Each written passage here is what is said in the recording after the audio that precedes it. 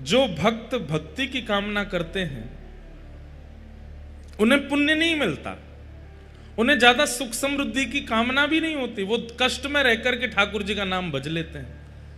श्री नामाचार्य हरिदास ठाकुर, ध्यान से सुनिएगा, स्वामी श्री हरिदास जी महाराज जिन्होंने श्री कुंज बिहारी लाल जी को प्रकट करके हम सबको दर्शन का सौभाग्य प्राप्त किया,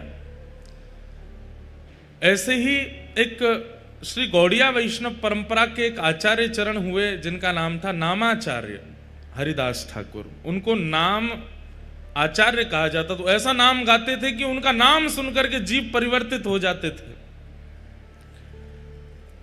और आश्चर्य की बात, जैसे सालबेग अपने पूर्व भाव से मुस्लिम हैं, ऐसे ही श्री हरिदास ठाकुर भी पहले एक यवन कुल में जन्मे, लेकिन उन पर नाम का ऐसी कृपा हुई, ऐसा प्रभाव हुआ कि नाम का स्मरण करते करते उन्होंने कितनों का आचरण, कितनों का उद्धार कर दिया। तो उनके विषय में एक कथा आती है कि एक मुस्लिम यवन राजा को पता चला कि हमारे कुल बिरादरी का ये बालक है और ये उनकी भाषा में हम लोगों को काफिर कह देते हैं, जब जिसका अर्थ अच्छा नहीं होता। उनकी भाषा में ये एक प्रकार से अशुभ शब्द है, और वो कहीं ना कहीं हरिनाम जपने वालों को, ठाकुर जी को भजने वालों को और गैर उनकी परंपरा का पालन करने वालों को वो इसी शब्द से बुलाते हैं। तो वो राजा जो था, यवन राजा, उसने कहा कि हमारी कुल बिरादरी का ये बालक और जो यवन होते हुए ये हरिनाम गाता है, काफिरों के भगवान का नाम गाता है। अपनी पूरी सेना से कहा कि उसको कैसे भी परिवर्तित करो। खूब लोभ दिए, लेकिन हरिदास ठाकुर ने नाम नहीं छोड़ा। तो फिर राजा ने कहा कि एक काम करो, इनको सूली पर चढ़ा दो। ध्यान से सुनिएगा। तो फिर किसी ने कहा कि सूली पर चढ़ाने पर तो बड़ी आसान मृत्यु हो जाएगी, लटकेगा, मर जाएगा। ऐसे अपने कुल बिरादरी का त्याग करने वाले, काफिर बन जाने वाले को तो बहुत दर्दनाक मृत्यु देनी चाहिए। तो बोले क्या दें? बोले बाजार में घुमा घुमा के, हाथ पैरों में हथकड़ी बेड़ियां बांध के, और लोहे की जो क्या बोलते हैं उसको, जो मारते हैं, क्या बोलते हैं, क्या बोलते हैं,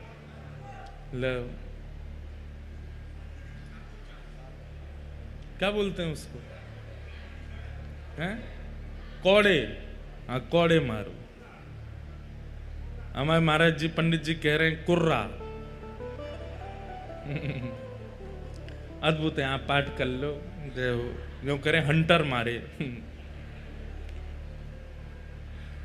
तो कौड़े मारने की आज्ञा दियो। कौड़े भी कैसे?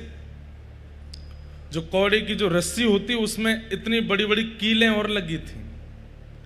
बोले भरे बाजार में सबको दिखाते हुए, ताकि दहशत बन जाए कि आज के बाद हरिनाम गाने वाला कोई भी दिख गया तो उसकी यही गति की जाएगी। ले जाओ उसको, भरे हाथों में हथकड़ियां, पैरों में बेड़ियां बांध दी, ले गए हरिदास ठाकुर को। और ले जाकर के जब कौड़े मारने लगे, कौड़े मारते हैं,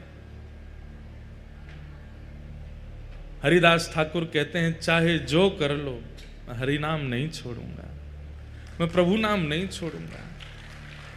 और जितनी तेज मारते हैं उतनी तेज मुख से हरि नाम निकलता है। मारने वालों के पांव पूछते हैं। बोले तू पूछता क्यों, हम तुझे मार रहे हैं? बोले क्योंकि इससे पहले मैंने बहुत प्रयास किया कि मैं खूब ऊंचे स्वर में हरि नाम गाऊं, पर इतना ऊंचा स्वर मेरा पहले कभी नहीं निकला जितना ऊंचा स्वर कौड़े पड़ने से निकल रहा है।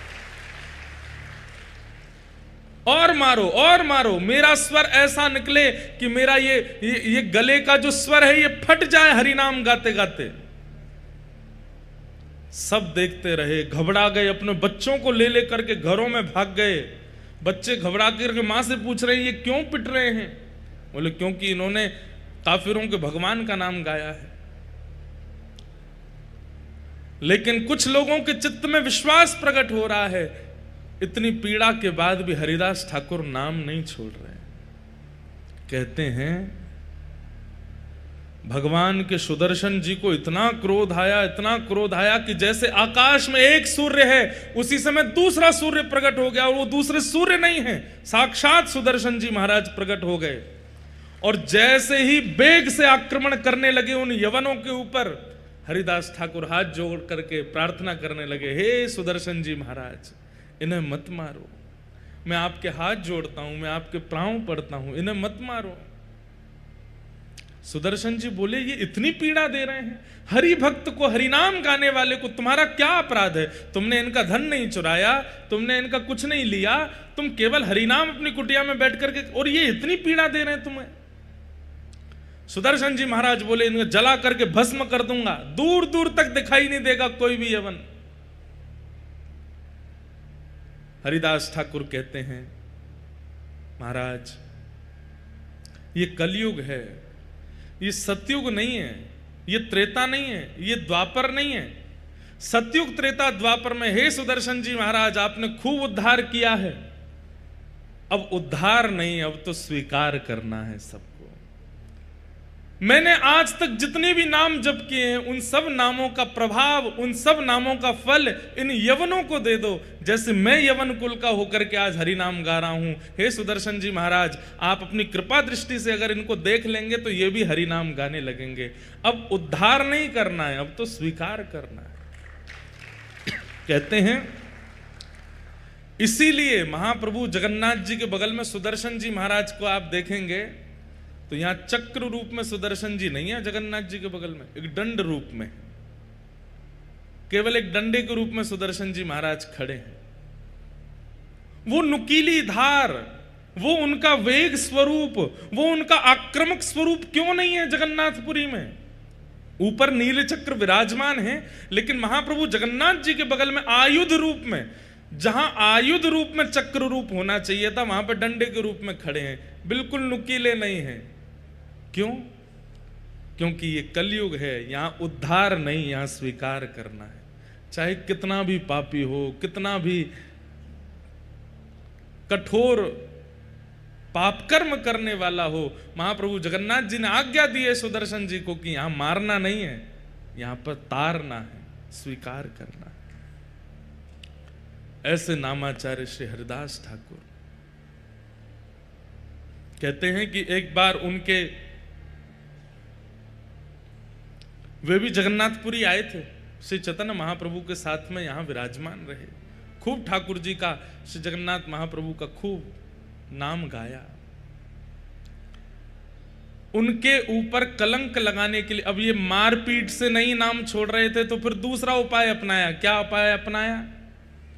वो जिस कुटिया में बैठ करके भजन करते थे वहां पर एक वैश्या भेज दी, और वैश्या से पहले से ही कह करके भेजा कि तुम जाकर के इन हरिदास ठाकुर के साथ में ऐसा व्यवहार करना, ये जैसे ही तुम्हारा स्पर्श करें जोर जोर से चिल्लाना, हम सब लोग तुरंत वहां आ जाएंगे और इनका दुर्प्रचार कर देंगे पूरे नगर में। तो दुर्प्रचार होने के कारण ये भीड़ जो लगती है इनके पास में, ये भीड़ खत्म होगी और लोगों नाम वाप जपना बंद कर देंगे। तो वैश्या वो बोली ये तो मेरे बाएं हाथ का खेल है। कितनी आयु है इनकी? बोले 25-26 साल के हैं। बोले अभी जाती हूं। वैश्या आई और आकर के जैसे ही हरिदास ठाकुर को प्रणाम किया, प्रणाम करके कहा इतने युवा हो आप, कैसा आपका यौवन है, कैसा आपका स्वरूप है, और इस स्वरूप में, इस युवा अवस्था में आप ये सब क्या नाम में जप में लग गए हो? छोड़िए ना, मेरे साथ बैठिए, थोड़ी वार्ता कीजिए, थोड़ा आनंद करते हैं। नामाचार्य श्री हरिदास ठाकुर बोले देवी आप जो चाहती हैं मैं सब पूर्ण करूंगा, आपकी जो मनवांछित इच्छा है जैसा कहोगे वैसा ही करूंगा, पर मेरा नियम है मैं रोज 3 लाख नाम जपता हूं, वो हो जाए पूरे, उसके बाद फिर तुम्हारी बात मानूंगा। अच्छा रोज 3 लाख जपते हो? बोले हाँ। अभी कितने बच्चे हैं? बोले अभी जैसे पूरा होगा मैं बताऊंगा। तुम अच्छा तुम कहां जाओगे? बैठी रहो यहीं पे। उसको भी बैठा लिया और नाम जप में लग गए, हरे कृष्ण कृष्ण कृष्ण हरे हरे, हरे राम राम राम हरे हरे। पूरी शाम निकल गई, पूरी रात निकल गई। आधी रात हो गई, वो वैश्या बैठी बैठी झोंके ले रही थी। हरिदास ठाकुर बोले, देवी अभी तो मेरा नाम बहुत रह गया, तुम जाओ थोड़ा आराम कर लो, कल आ जाना। वैश्या बोली, हाँ मैं जाती हूँ, मुझे तो नींद आ रही है। चली गई। वो यवन जो थे सब बाहर मिले, क्या हुआ, हम इतनी देर से प्रतीक्षा कर रहे हैं, तुमने आवाज नहीं लगाई। अभी पहला दिन है, थोड़ा परिचय हुआ है, उसने कल फिर बुलाया है मुझे, कल होगा, कल मैं आवाज करूंगी, सब आक्रमण कर देना। वैश्य अगले दिन फिर आ गए। जैसे ही आकर के बैठी, हरिदास ठाकुर नाम जप कर रहे थे, तुरंत आकर के बैठी, अरे अब छोड़िए ना, क्या भजन कर रहे हैं। देवी कल के 3 लाख तो सुबह पूरे हो गए, आज के 3 लाख अभी चल रहे हैं, पहले ये पूरे हो जाएं, इसके बाद मैं तुम्हारी बात सुनूंगा ना। सब लोग इधर देखो, इधर देखो, यहां देखो, हम यहां क्यों बैठे हैं, वो सब व्यवस्था चल रही है, इधर देखो आप लोग, इतनी बढ़िया लीला चल रही है, आप इधर उधर देखने लगते हैं। एक हरिदास ठाकुर हैं, वैश्या सामने बैठी है, वो नाम नहीं छोड़ रहे, यहां झूला आ गया, आप उधर देखने लगते हो, अपने ही व्यवहार पर ताली भी बजा रहे हो। दूसरा दिन हुआ, वैश्य आकर के बैठ गए, छोड़िए ना भजन, क्या कहे, बोले 3 लाख नाम रह गए, थोड़ा सा और कर। हरिदास ठाकुर पता है क्या करते हैं, उसको तो बोल देते हैं कि मेरे 3 लाख नाम रह गए, तू बैठ, और नेत्र बंद करके ठाकुर जी से प्रार्थना करते हैं, मेरे प्रत्येक नाम का फल ये वैश्या का मन परिवर्तित हो जाए, इसके मन में जो भाव, जो व्यवहार, जो विचार हैं, ये आपकी हो जाए नाथ। ये जितना प्रयास मुझे रिझाने में कर रही है, उतना प्रयास आपको रिझाने में करने लगे, हे नाथ मेरे नाम का पूरा फल इसको मिल जाए। पहले 3 लाख नाम उसके सामने कर लिए, दूसरे दिन के 3 लाख नाम, 6 लाख नाम तो उसने बैठे बैठे सुन लिए। तीसरे दिन फिर बुलाया, बोले कि आज भी बहुत जप हो गया, कल तो निश्चित तुम जो कहोगी वही होगा, कल आ जाना। बंधुओं, मैं एक बात कहता हूं कि कई बार ऐसा होता है कि आध्यात्मिक ऊर्जा जिसकी अति होती है ना, भक्ति रूप में, उस व्यक्ति की उपस्थिति मात्र आपके हृदय को परिवर्तित कर देती है। 6 लाख नाम सुनने के बाद में उस वैश्या की स्थिति ये हो गई कि उसे अपने पूर्व के किए हुए जो पाप नहीं लगते थे, वो पाप लगने लगे। एक बात बहुत ध्यान से सुनिएगा, गुरु आश्रय, वैष्णव आश्रय, या फिर किसी भी प्रवचनकर्ता के प्रवचन सुनने के बाद में अपने पूर्व के किए हुए दुर्गुण अनुभव होने लग जाएं कि हमने वो गलत किया था, ये 10 साल पहले हमसे अपराध हुआ था, या ये 6 साल पहले जो हमने ये किया ये ठीक नहीं था, अपने भाइयों से या अपने परिवार के लोगों से या किसी के साथ, मित्र के साथ, इनके साथ जो हमने व्यवहार किया ये उचित नहीं था। ये मन में भावना प्रकट होने लग जाए तो समझ जाना जिसको आपने प्रणाम किया है उसने आपको कृपा भर के देखा है, तभी आपके दुर्गुण दिख रहे हैं आपको। नहीं तो कई बार लोग अनेक संतों को प्रणाम करते हैं लेकिन फिर भी वैसे के वैसे ढीठ ही रहते हैं, बदलते नहीं। क्यों? इसमें 2 कारण हो सकते हैं, या तो उस आचार्य चरण ने कृपा भर के देखा नहीं, या फिर उसके पाप इतने प्रगाढ़ हो चुके हैं कि वो आचार्य चरणों की दृष्टि से भी धूमिल हो नहीं रहे। हमें ऐसा लगता है कि आचार्य तो कृपा भर के ही देखते हैं, लेकिन उस व्यक्ति की ही इच्छा नहीं होती कि मैं अपने पाप नष्ट करूं।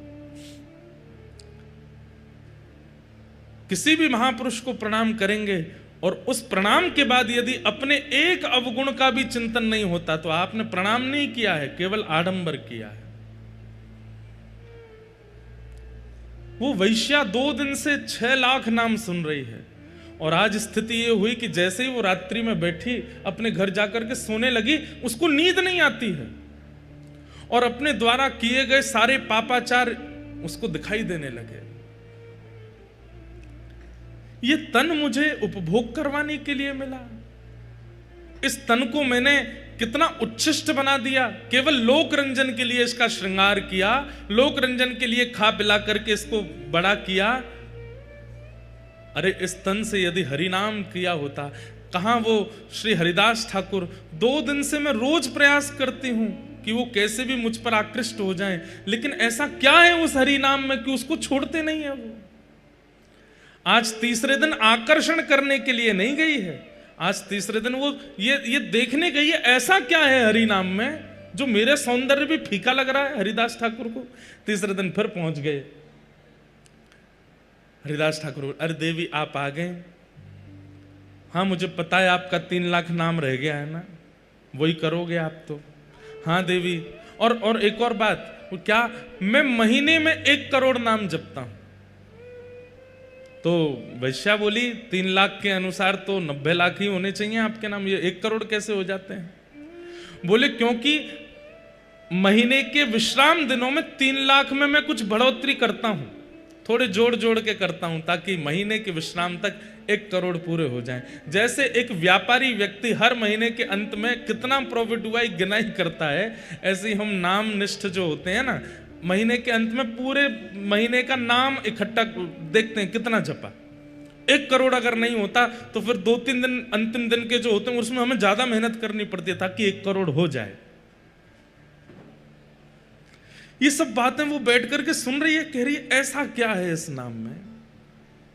हरिदास ठाकुर बोले अच्छा बैठो तुम भी करो। और जैसे ही उसने हरि नाम गाना शुरू किया, नेत्रों से अविरल अश्रुधार गिरने लगे, रोम रोम कंपायमान होने लगा, अपने सारे पाप उसको दृष्टिगोचर होने लगे। अब तो उसे ये चिंता होने लगी कि मेरा उद्धार कैसे होगा। मैं इतनी पाप कर्म कर चुकी हूं, कितने महात्माओं को बर्बाद कर चुकी हूं, कितने लोगों के घर उजाड़ चुकी हूं, अपने इस तन को मैंने कितनों को बेच दिया, अब मेरा उद्धार कैसे होगा। चरण पकड़ लिए हरिदास ठाकुर के, बोले मुझ पर कृपा करो। अब मैं आपसे केवल एक ही कामना करती हूं कि नाथ आप कृपा भर के मुझे देखो ताकि मेरा उद्धार हो। हरिदास ठाकुर कहते हैं व्यक्ति को जब अपने पूर्व के किए गए कर्म उनके प्रति आत्मग्लानि प्रकट हो जाती है और उस आत्मग्लानि के कारण अपने जीवन को परिवर्तन करने की इच्छा प्रकट हो जाती है, व्यक्ति का उद्धार तो तभी हो जाता है। समझ में आई बात? हम अपने अवगुणों को खुद से ही छुपाते हैं, गलत क्रियाएं करने के बाद खुद ही भूल जाते हैं, लेकिन जिस दिन हमें अपने कृत्य का अनुभव होता है और अनुभव करके हम स्वयं ही चिंतन करते हैं कि ये गलत था, वास्तव में मानिए कि उसी दिन ठाकुर जी की कृपा हुई है कि आपके मन में चिंता प्रकट हुई कि ये गलत था, इसका सुधार करना पड़ेगा। चरणों में गिर गई, बोले मुझ पर कृपा करो। हरिदास ठाकुर बोले देवी अब जो मेरी निष्ठा है वो तुम धारण करो, मैं अब कहीं और जाकर के भजन करूंगा। इस कुटिया में मैंने लाखों करोड़ों नाम जप किए हैं, अब तुम इस कुटिया में रहो और यहां रह करके नाम जप करो। हरिदास ठाकुर वो कुटिया, अपने भजन की कुटिया उस वैश्या को दे दी और वहां बैठ करके वो वैश्या ऐसा नाम करने लगी, ऐसा नाम करने लगी, जिस वैश्या का मुख देख करके संत जन मुंह फेर लेते थे और सोचते थे कहीं हमारे पाप नष्ट नहीं हो जाए। आज उसी वैश्या के भक्त बनने पर उनकी कुटिया के बाहर संतों की भीड़ लगती है। क्यों? बोले वो दिन में एक बार बाहर निकल के आती है और जब वो बाहर आती है उसका रूप देखते ही हमें साक्षात जगन्नाथ जी का अनुभव होने लग जाता है। बंधुओं, रूप सुंदर वो नहीं जिसकी सुंदरता देख करके लगे ये कितना सुंदर है, बल्कि रूप सुंदर वो कि जिसकी सुंदरता देख करके नेत्रबंद हो जाए और मन में भाव आए कि ये इतना सुंदर है तो वृंदावन चंद कितने सुंदर होंगे। किसी का स्वर सुनकर के ये ना लगे कितना अच्छा गाता है, उसकी वाणी सुनकर के मन में भाव आने लगे कि ये इतना सुंदर गाता है तो श्री मदन मोहन कितना सुंदर गाते होंगे। किसी का श्रृंगार नृत्य देख करके लगे कितना बढ़िया नृत्य कर रहे हैं, लेकिन उस समय मन में ये भाव आवे कि जब रास क्रीड़ा में श्री ठाकुर जी त्रिभंग लली बन करके आते होंगे, जिनके नृत्य पर सूर्य चंद्रमा भी वारे वारे जाते हैं, उनका नृत्य कितना सुंदर होगा। ऐसी स्थिति बनी। आज वही वैश्या जिसकी सुंदरता काम प्रकट करती थी, आज उसकी सुंदरता भक्ति प्रकट कर रही है। ये भजन का प्रभाव है, ये नाम का प्रभाव है।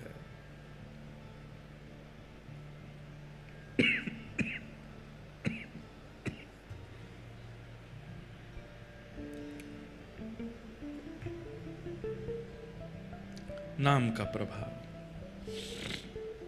तो हम निवेदन कर रहे थे कि आध्यात्मिक बनना एक बात है, पुण्यात्मा बनना एक बात है, और भक्त बनना विशेष बात है। कथा का उद्देश्य, महाप्रसाद सेवन का उद्देश्य, आप लोग पुण्य अर्जन करना मत रखो। तीर्थ यात्रा का उद्देश्य, समुद्र स्नान का उद्देश्य, उसके प्रति पुण्य की भावना मत रखो, भक्ति की भावना रखो, भक्ति की इच्छा रखो। अहम भक्त पराधीन, स्वयं भगवान श्री जगन्नाथ कहते हैं कि मैं अपने भक्त के पराधीन हूं। पूरा विश्व मेरे पराधीन है, पर मैं अपने भक्त के पराधीन हूं। ऐसे नामनिष्ठ बनिए। आज सुबह प्रभात फेरी का क्रम हुआ, कल से ही क्रम चल रहे हैं। कल संध्या में महाप्रभु जगन्नाथ जी को व्यासपीठ और श्रोताओं की ओर से ध्वजा जी का भाव प्रस्तुत किया। कितना आनंद आया। महाप्रभु जगन्नाथ जी ध्वजा धारण करते हैं। आपको पता है ध्वजा पे सूर्य चंद्र बने हैं महाप्रभु जी के। हमारे जीयर स्वामी मठ वाले पूज्य महाराज जी से एक बार हमने पूछी कि महाराज जी ध्वजा क्यों है और ध्वजा में सूर्य चंद्र क्यों है। तो महाराज जी ने बहुत सुंदर उत्तर दिया कि सूर्य चंद्र भगवान के नेत्र हैं, तो ध्वजा में सूर्य चंद्र विराजमान होकर के ठाकुर जी पूरी तरफ अपनी दृष्टि घुमाते रहते हैं, देखते रहते हैं। कोई कष्ट में तो नहीं, कोई दुखी तो नहीं, कोई पीड़ित तो नहीं। तो श्री ध्वजा जी क्या है? ध्वजा जी में जो सूर्य चंद्र है भगवान के नेत्र हैं, और ठाकुर जी पूरे श्री क्षेत्र को ध्वजा जी से देखते रहते हैं। एक प्रकार से सीसीटीवी कैमरा लग रहा। आप कैमरे की निगरानी में हो, कुछ भी करने से पहले सोच लेना। अच्छा, महाप्रभु जगन्नाथ जी की ध्वजा ऐसी है कि आप श्री क्षेत्र किसी कोने में चले जाओ, वो बात अलग है कि गली मोहल्ला में बिल्डिंग इतनी ऊंची है, लेकिन कहीं भी छत पर खड़े हो जाओ आपको ध्वजा जी दिख जाएंगे। इसका मतलब क्या है? आपको ध्वजा जी नहीं दिख रही है, महाप्रभु जगन्नाथ जी को आप दिख रहे हो। वो सब जगह देखते रहते हैं। तो ध्वजा जी का एक भाव। दूसरा भाव निर्भयता। ध्वजा जब रोहण होती है, जब फहराती है, तो जहां तक वो दिख रही हैं, इसका मतलब वहां तक महाप्रभु जगन्नाथ जी का क्षेत्र है, वहां तक जगन्नाथ जी की छत्र छाया है। उतने क्षेत्र में किसी को भयभीत होने की आवश्यकता नहीं है। महाप्रभु जगन्नाथ जी हैं। अगर कोई कष्ट भी आ जाए, आप तीर्थ में हैं, कोई कष्ट आ जाए, आप तुरंत देखिए ध्वजा किधर है, और ध्वजा को देख करके जैसे ही आप प्रणाम करेंगे, हमारी बात को विश्वास मानिएगा, एक क्षण बाद में होगा, कष्ट निवृत्त पहले होगा। ध्वजा जी की ये महिमा है। वो ठाकुर जी का हस्तकमल है, छत्र छाया है। ठाकुर जी दूर दूर तक अपने ध्वजा के द्वारा अपना हस्तकमल, अपनी छाया बना करके रखते हैं। कल हमें बता रहे थे, बोले पहले तो महाराज जी इतनी बड़ी ध्वजा थी कि जो ध्वजा जी का अंतिम छोर है वो समुद्र का स्पर्श करते थे, इतनी बड़ी ध्वजा जी।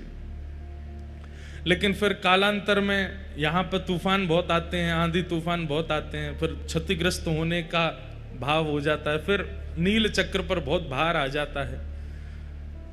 और उस काल में भीड़ बहुत कम होती थी, ज्यादा लोग होते नहीं थे।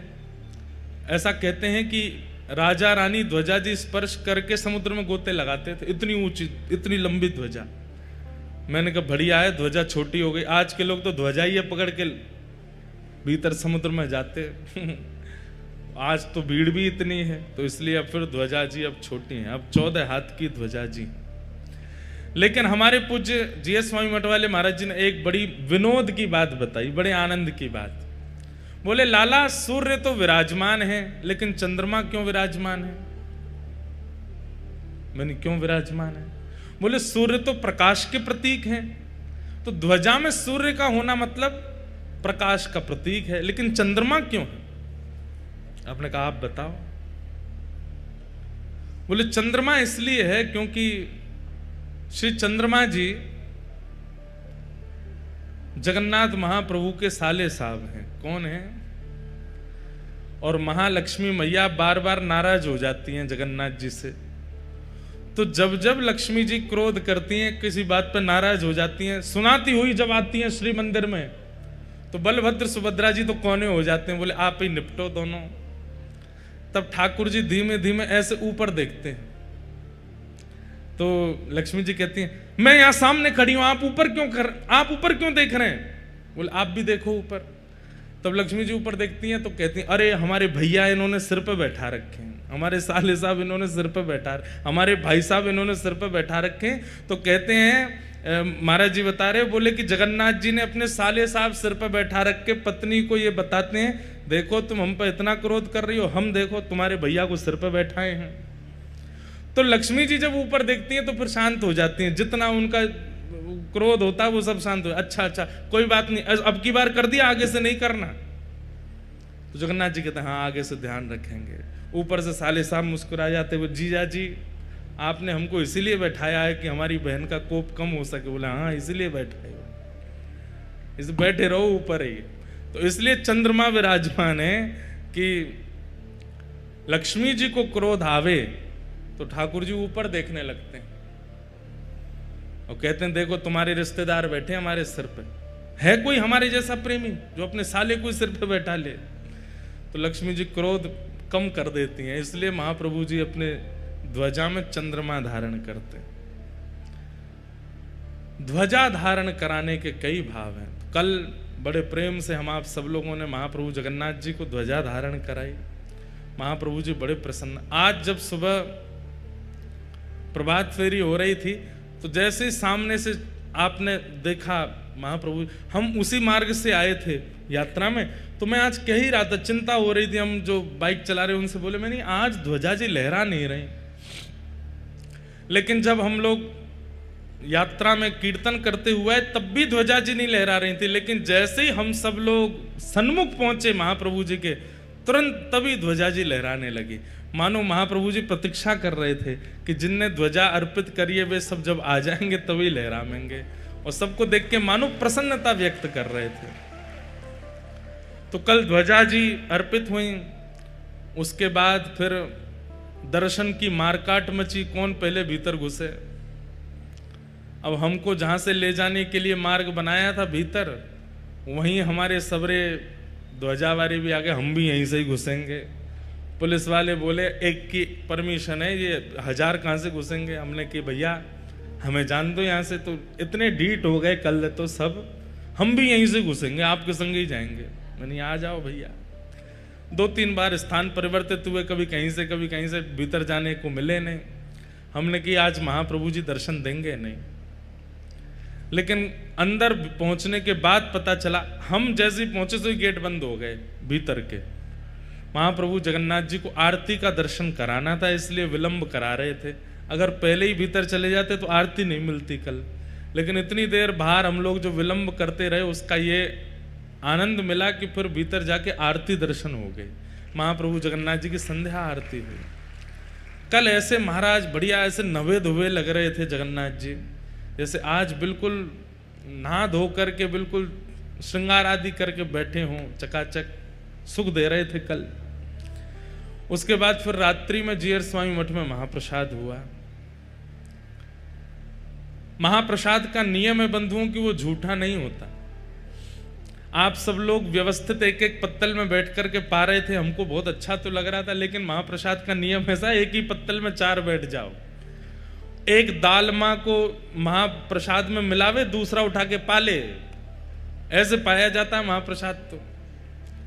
और ये सुख यही, बाकी और कहीं भी आप पाएंगे तो वहां आपको बड़ी मर्यादा से ही पाना पड़ेगा। जूटा नहीं उठा सकते, हाथ आपको कहीं भी नहीं लगा सकते, स्पर्श का भाव है, सब चीज अपरस में रहनी पड़ती है, प्रसाद एक ही हाथ से पाना पड़ता है सब कुछ। पर यहाँ जगन्नाथपुरी का नियम है, एक तो आसन पे नहीं बैठना है, दूसरा नीचे बैठ करके पाना है, और तीसरा कोई लगा करके सामने दे दे तो बात अच्छी नहीं, तो जो पा रहा है उसके बगल में बैठ के, भले ही वो अपरिचित है, आप पा सकते हैं। हम जब कल घूम रहे थे वहां 1-2 बार मन तो हुआ एक आध अम्मा के सामने बैठ के हम भी पा लें, पर मैंने कि फिर सबके यहाँ पाना पड़ जाएगा, सब यूँ कहेंगे अम्मा से भी पाओ। इसमें से भी पाके जाओ। और फिर पेट तो न ही है, लेकिन फिर जब हम लोग प्रसाद पाने बैठे सब संग में बैठ गए, किसी की दालमा उठा लें, किसी का भात उठा लें, किसी की खाजा उठा लें। ये महाप्रसाद ऐसे ही पाते हैं। महाप्रसाद कभी अशुद्ध नहीं होता, महाप्रसाद कभी झूठा नहीं होता, इसीलिए वो महाप्रसाद है। एकमात्र जगन्नाथपुरी का ऐसा प्रसाद है जो ठाकुर जी के सन्मुख से लेकर के भक्तजनों के पेट तक पवित्र ही रहता है। वो जीभ पर जाने के बाद भी अशुद्ध नहीं होता। नहीं तो हर वस्तु जीभ पर जाती झूठी हो जाती है, लेकिन महाप्रसाद आपके उदर तक जाने तक भी अपवित्र नहीं होता, वो पवित्र ही रहता है। ऐसा केवल जगन्नाथपुरी का महाप्रसाद है और कहीं ऐसा संभव नहीं है। ऐसे महाप्रसाद को कल पाया। आज सुबह मंगल ठाकुर जी के सामने हरिनाम संकीर्तन करते हुए सब लोग आए। जगन्नाथपुरी में तो बिना मेहनत किए पसीना आ जाता है। महाप्रभु जगन्नाथ जी ने ऐसा मौसम यहाँ प्रकट कर रखा है कि कोई व्यक्ति कुछ ना करे, केवल बैठ जाए, चलने लग जाए तो ही उसके सबरे रोमकूप जो हैं खुल जाते हैं।